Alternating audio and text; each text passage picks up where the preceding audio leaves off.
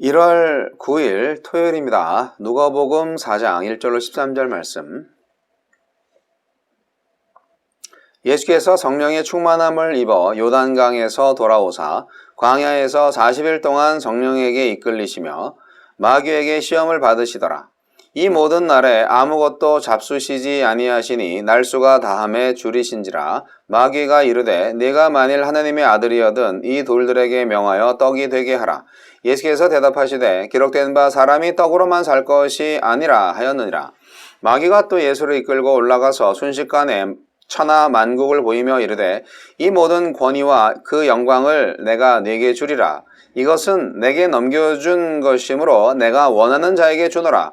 그러므로 네가 만일 내게 절하면 다 네 것이 되리라. 예수께서 대답하여 이르시되 기록된 바 주 너의 하나님께 경배하고 다만 그를 섬기라 하였느니라.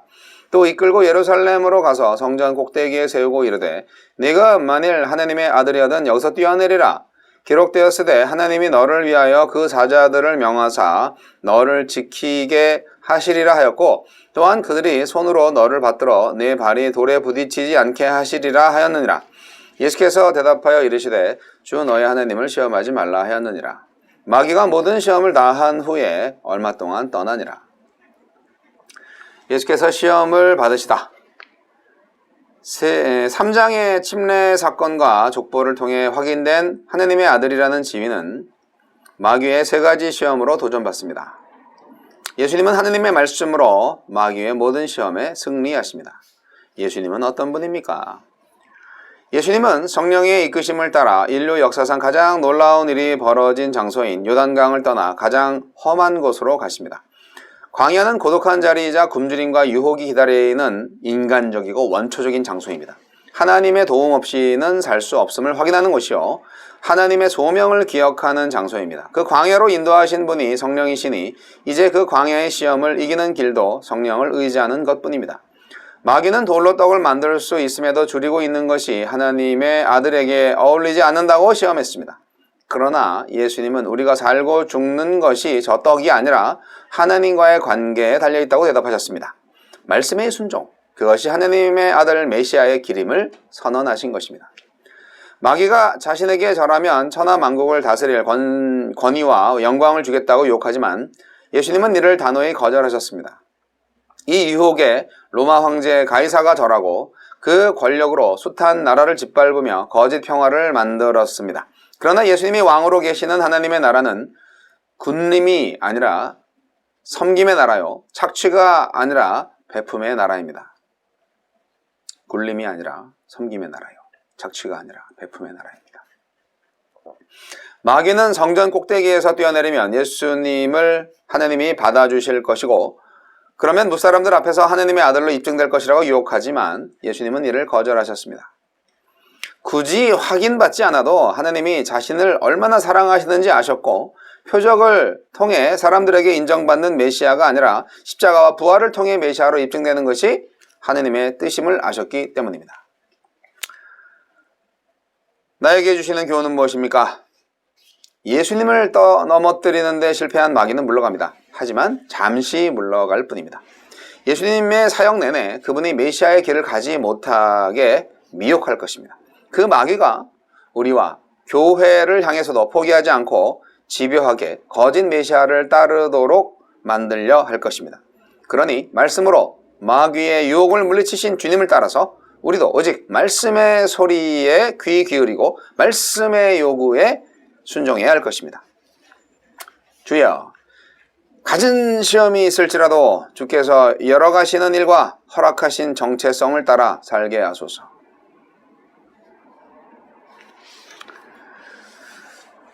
제가 좀 좋아하는 구절이 나왔습니다. 아주 무섭죠. 마귀의 시험, 광야의 시험. 네, 유명한 구절인데 보통 마태복음을 본문으로 해서 메시지를 전하는 편인데 누가복음에 거의 비슷한 내용이 그대로 나옵니다. 약간의 순서가 바뀐 게 있지만 내용은 같습니다. 예수님은 항상 성령 충만한 사람이었습니다. 성령 충만한 예수님, 성령으로 충만한 것은 예수님의 일상이에요. 항상 성령으로 충만하신 예수님. 공생애를 시작할 때도 사역 중에도 부활 후에도 성령으로 항상 충만하시죠. 근데 예수님께서 요단강을 떠나서 광야로 들어가십니다. 요단강과 광야는 굉장히 대조적인 자리예요. 요단강은 어떤 자리입니까? 요단강에서 침례 받으시고 하늘이 열리고 성령이 비둘기처럼 내려오시는 것을 보셨어요. 하늘의 소리를 들었던 곳이죠. 영광의 자리죠. 이 요단강은 정말 인류 역사상 가장 놀라운 일이 벌어진 아주 뜨거운 장소입니다. 핫플레이스죠. 그러나 예수님은 이 놀라운 자리에 계속 머물리지 않고요. 광야로 들어가셨습니다. 광야는 어떤 곳입니까? 광야는 맹수가 살고 그냥 자갈밭이고 사람이 거주하지 않는 아주 고독한 곳이죠. 예수님은 열광적인 자리를 떠나서 고독한 자리로 나아가고 있는 것입니다. 핫플레이스를 떠나서 아주 그냥 쓸쓸한 장소로 간 거예요. 그리고 이 광야에서 인간의 최악의 문제를 만나게 됩니다. 바로 배고픔입니다. 예수님은 이 놀라운 체험을 통해서 인간의 고통을 알고 싶어 합니다. 요단강에서 정말 영광 찬란한 사건으로 좋은 것을 경험하셨는데 도리어 광야로 들어가셔서 배고픔의 문제와 싸우다니, 고독의 문제와 싸우다니, 열광의 자리에서 고난의 자리로 나가시는 예수님. 그래서 인간의 문제를 해결하시려는 예수님. 오늘날 기독교가 저지르는 오류 중에 하나는 놀라운 영적 체험은 사모해요. 성령 충만해가지고 아주 성령의 은사를 받고 싶어 해서 아주 안달이죠. 하지만 인간의 고난의 문제를 해결하고자 인간의 고난의 현장으로 들어가고자 하는 열정은 좀 많이 부족한 것 같아요. 즉 요단강에 머무는 것을 고집하고 광야로 나아가지를 않는다. 이것이 오늘날 기독교의 모습이다 하는 것이죠. 예수님은 광야에서도 성령의 이끌림을 받습니다. 성령의 이끌림을 받는 예수가 사탄의 시험을 받습니다. 아이고야, 성령 충만해도 시험 드는구나, 시험은 오는구나 알 수 있죠. 성령 충만한 사람이라고 사탄의 공격권에서 벗어나 있는 것이 아니에요. 성령으로 충만하기 때문에 사탄이 더 넘어뜨리려고 하는 거예요. 은혜가 많은 곳에 시험도 많습니다. 자, 사탄은 세 가지로 예수를 시험했습니다. 첫 번째 시험은 떡에 관련이 있어요. 배고픔 관련. 사탄은 참 악랄합니다. 네가 만약에 하나님의 아들이거든 이래요.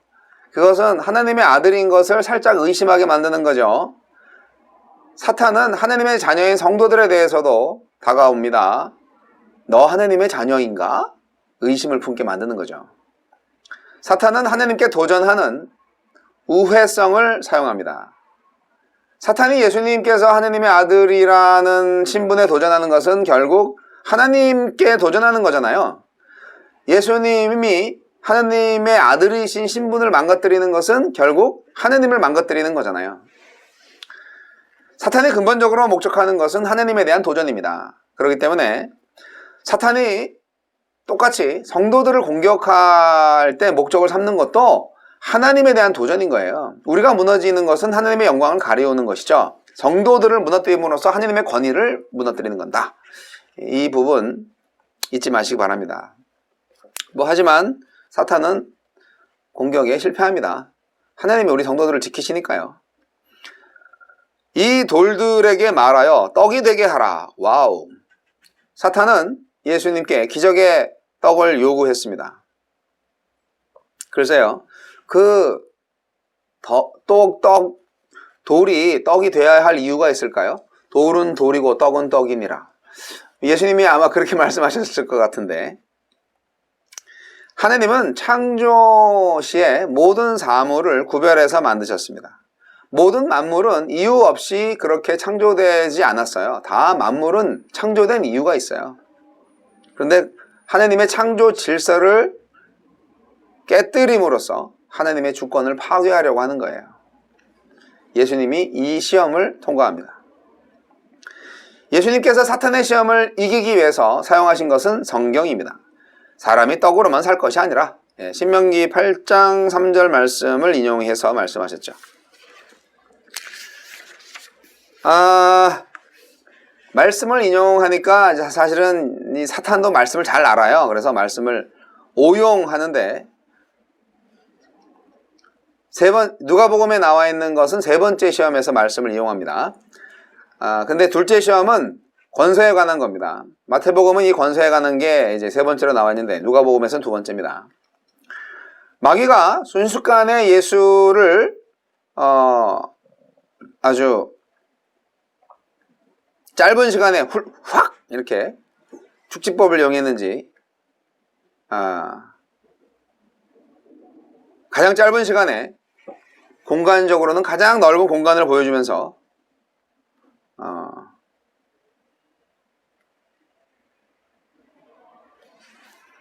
자기한테 절하면 이걸 다 줄게 그렇게 말합니다. 천하 만국을 볼 수만 있으면 참 좋겠어요. 천하 만국을 갖는다는 건 어떤 의미일까요? 근데 사탄이 참 바보죠. 인간 예수에게 지금 시험하는 건데 어차피 천하 만국은 예수님 거잖아요. 바보야, 바보. 근데 인간한테는요, 이게 먹혀듭니다.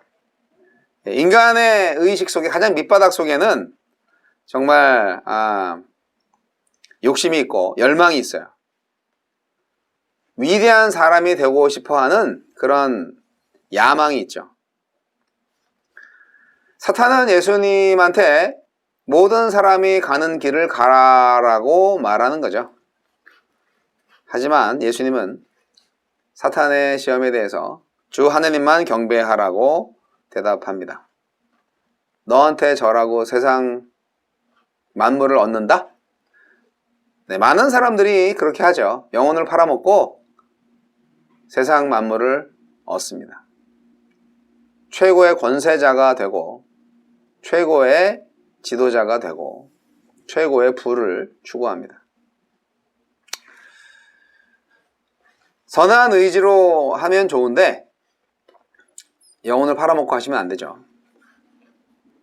예수를 위대한 사람으로 만든다. 그래서 위대한 사람으로 만들면 어떻게 해요? 아니 그러면 인류의 구원은 어떻게 하라고요? 그렇죠? 인간성을 너무 돋보이게 하면 신성을 잃어버립니다. 예수님은 신성도 인성도 같이 갖고 계시기 때문에. 그래서 예수님은 사탄의 시험에 대해서 주 하느님만 경배하라고 말씀으로 퇴치합니다. 신명기 6장 13절 말씀처럼요. 사탄은 결코 경배의 대상이 될 수 없어요. 예수님은 이 대답으로서 모든 시간과 공간을 초월해 계시는 하느님을 경배할 때 참된 권세와 영광을 얻게 된다는 것을 알려주시고 있습니다. 신명기 말씀이 그런 거잖아요.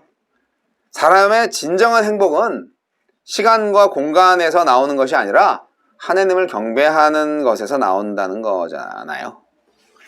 자, 사탄의 세 번째 시험.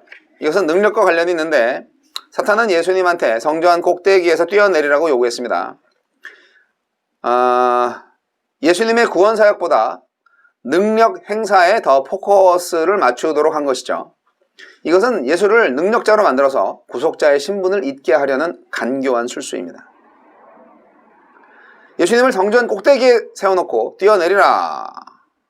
여러분, 성전, 왜 하필이면 성전일까? 성전은요, 하나님한테 예배하기 위해서 만들어진 장소잖아요. 그런데 사탄한테는 그런 게 전혀 중요하지 않죠. 사탄은 예수님께 성전을 능력 행사장으로 활용하기를 원했던 거예요. 사탄의 의도는 성전이 본래적으로 가지고 있는 의미를 완전히 상실하게 만들려고 하는 의도가 있는 거예요. 이것이 바로 사탄이 예수님을 시험하는 진정한 목적 중에 하나입니다. 사탄은 하나님의 성전을 오용하는 것을 목적으로 하고 있어요. 오늘날 우리가 그렇잖아요. 교회는 구원의 장소고 예배의 장소인데 교회에서 사람을 자랑하고 사람의 능력을 자랑하고 그 이상의 어떤 다른 일들이 일어난다. 하느님은 없고. 그러면 안 되죠. 그 오늘날 많은 교회들이 사탄의 시험에 빠져 있다 생각이 들어요. 성경이 예수가 능력자임을 증명하고 있나요? 아니, 물론 능력 있는 예수를 증거하죠. 그러나 능력 있는 예수를 증거하기 위해서 성경이 기록된 게 아니잖아요. 예수는 구원자임을 알게 하기 위해서 기록된 것이죠. 그래서 사탄은 성경을 시험함으로써 하느님을 시험하려고 했던 것입니다. 뛰어내리면 발에 부딪히지 않게 하리라 이렇게 말씀하셨는데, 여러분 그 시편 91편 읽어보시면 사탄이 이 성경 말씀을 자르고 붙여서 편집해서 아주 이상한 말씀으로 예수님을 시험했다는 것을 알 수가 있어요. 예수님은 사탄보다 더 성경을 잘 알고 있었죠. 주 너희 하느님을 시험하지 말라고 대답하셨습니다. 여러분, 하느님을 시험하면서까지 능력을 얻으려고 하는 것은 죄악 중에 죄악입니다. 자, 여러분, 광야에서의 시험 너무 무섭죠? 우리 예수님은 광야에서 시험을 받으시고 드디어 공생애를 시작을 하십니다. 우리도 광야가 필요합니다. 네. 광야로 인도하신 분이 성령이잖아요. 우리가 광야를 통과하면 하느님의 사역을 감당할 수 있을 거예요. 여러분, 생명의 순종을 하시길 바랍니다. 군림하지 않고 섬김의 리더십을 발휘하시기 바랍니다. 여러분, 예수님은 하느님의 아들로 입증되기 위해서 서커스를 하지 않으셨습니다. 굳이 확인받지 않아도 예수님은 자신이 하느님의 아들임을 믿고 있었습니다. 하느님이 얼마나 자신을 사랑하는지 예수님은 알고 있었습니다. 사람들로부터 표적을 통해서 인정받는 메시아가 아니라 십자가와 부활을 통해서 메시아로 입증되는 것이 하느님의 뜻입니다.